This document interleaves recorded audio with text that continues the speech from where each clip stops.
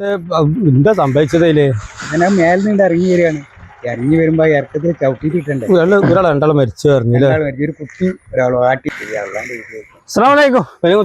കൊടുക്കാണ്. ഞാൻ പ്രഷർ വെക്കാൻ വേണ്ടി ക്ലിനിക്കിലൊന്ന് പോവാണ്. ഞാൻ പോയി തരാം. ആയിക്കോട്ടെ.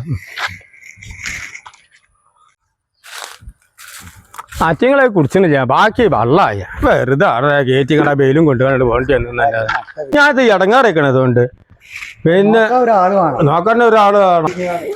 അച്ഛക്ക പ്രഷർ നോക്കിയാ? നോക്കിയിട്ടില്ല. ഇതല്ലേ ഇപ്പൊ പ്രഷർ നോക്കാൻ പോയത്? അതന്നെ നോക്കിയിട്ടില്ല.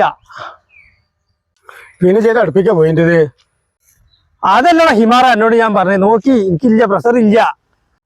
എന്നാ അങ്ങനെ തെളിച്ചു പറയണ്ട ഹംസേ. ആ എന്നാ ഇപ്പൊ നിങ്ങള് പറയണ്ടേ? എന്നാ തെളിച്ച് പറഞ്ഞേക്കണേ എനിക്ക് പ്രഷർ ഇല്ല.